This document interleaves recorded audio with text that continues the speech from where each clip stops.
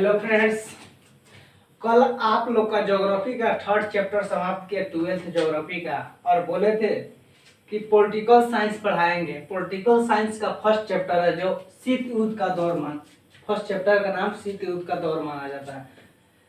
देखिए, political science को भी दो भाग में बांटा गया है। एक विश्व पॉलिटिकल के बारे में पढ़ाई करना है और दूसरा भारतीय पॉलिटिकल के बारे में पढ़ाई करना है।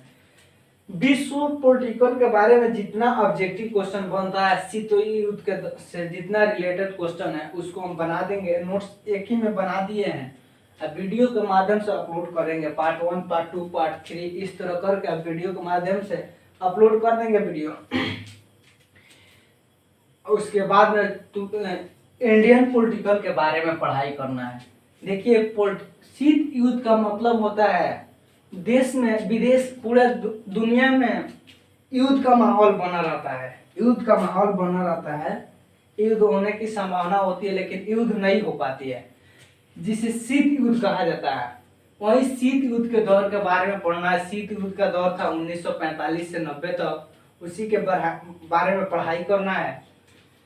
ऑब्जेक्टिव के माध्यम से आप लोग को समझा दे रहे हैं, उसके बाद जब सब्जेक्टिव पढ़ाएंगे तो उसमें समझाएंगे।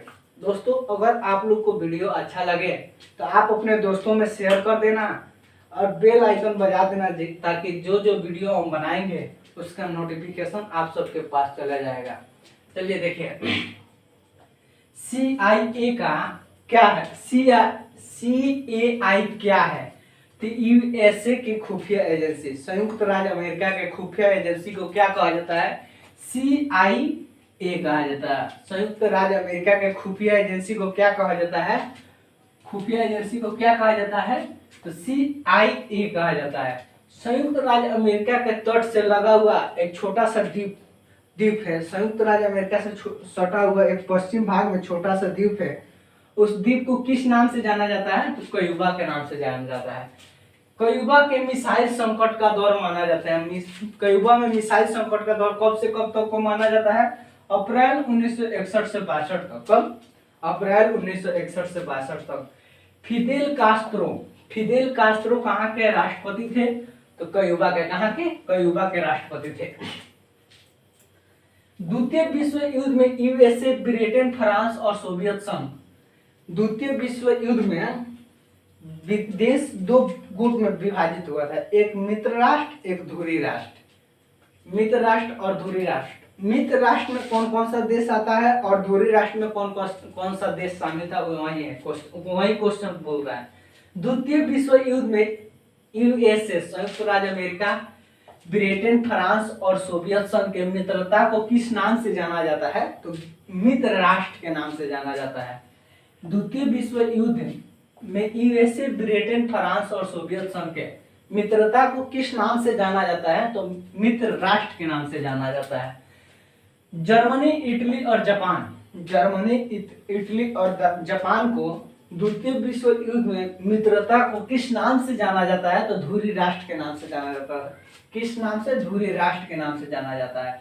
अमेरिका द्वारा दिए गए 2 परमाणु बमों के गुप्त नाम। अमेरिका द्वारा दिए गए 2 परमाणु बमों का गुप्त नाम क्या था? लिटिल बॉय और फैट मैन।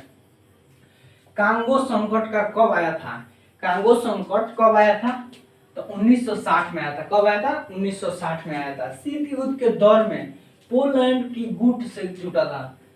शीत युद्ध के दौर में पोलैंड किस गुट से जुटा था? देखिए, शीत युद्ध का दौर माना जाता है, जैसे युद्ध तो हुआ नहीं, लेकिन जिस तरह द्वितीय विश्व युद्ध में देश 2 गुट में जुटा था, उस भाग में बटा था, उसी तरह शीत युद्ध में भी पोलैंड अनेक देशों ने किन किन गुट से जुटे हुए थे, वही क्वेश्चन बता रहा है। शीत युद्ध के दौर में पोलैंड किस गुट से जुड़ा हुआ था? तो सोवियत संघ के साम्यवादी से। शीत युद्ध के दौर में फ्रांस किस गुट से जुटा था? सोवियत संघ के अमेरिका के पूंजीपति वर्ग से जुटा था। सोवियत संघ के अमेरिका, या सोवियत संघ रूस है या सोवियत संघ अमेरिका के पूंजीपति है। शीत युद्ध के दौर में जापान किस गुट से जुटा हुआ था? तो यूएसए के पूंजीपति से, संयुक्त राज्य अमेरिका के पूंजीपति वर्ग से जुड़ा था।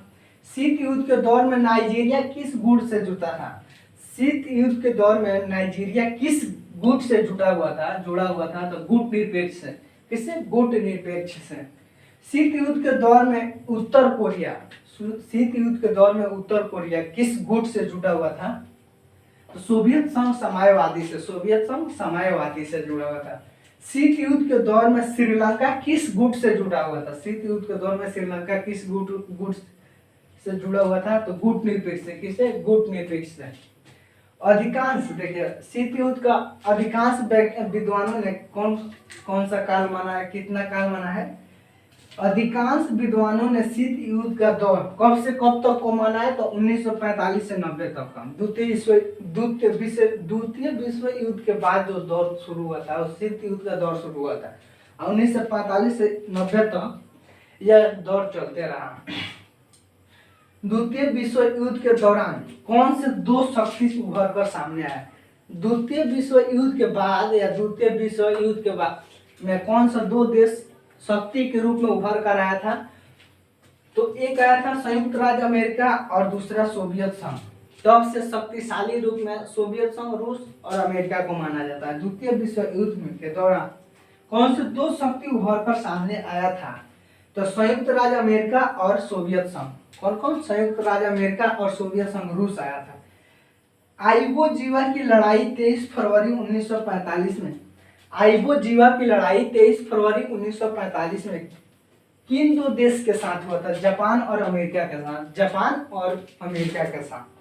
आइवो जीवा की लड़ाई 23 फरवरी 1945 में किन दो देश के बीच हुआ था? तो जापान और अमेरिका के साथ। पूछ देगा अमेरिका और जापान के साथ 23 फरवरी 1945 में कौन सा युद्ध हुआ था? तो आइवो जीवा हुआ था। आइवो जीवा की लड़ाई होता है। मई 1945 में राइखस्टैग बिल्डिंग जो बर्लिन जर्मनी में पर किस देश के सैनिकों ने झंडा फहराया था? तो फहराया था सोवियत संघ रूस के।